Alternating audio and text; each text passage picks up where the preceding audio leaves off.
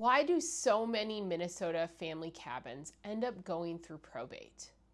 It usually comes down to one overlooked detail: how the property is titled. Many families believe that having a will or trust means everything will avoid probate, but that's not how it works.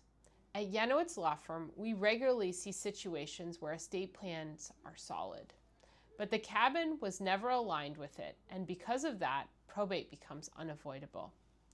Real estate follows title.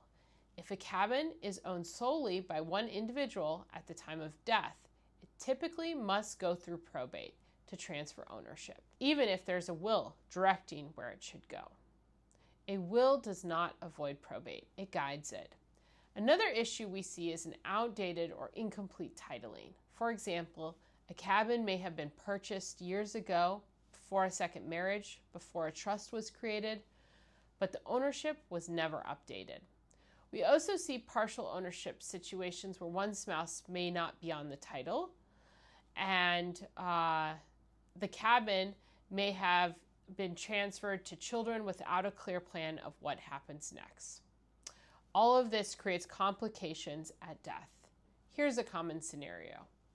A Minnesota family creates an estate plan that includes a trust, but the cabin is never retitled into the trust. When the owner passes away, the cabin is still owned in their individual name.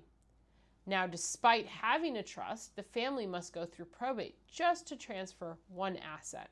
It adds time, it adds cost, it adds delays about decisions about what happens next. The takeaway is simple.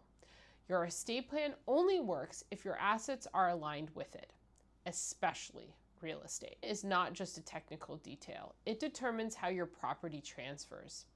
With proper coordination, whether that's trust funding, joint ownership, planning, or other strategies, families can often avoid unnecessary probate. And they can make transitions much smoother for the next generation. If you own a family cabin and want to make sure it passes the right way, schedule a consultation with our team or follow us for more guidance on structuring your plan correctly.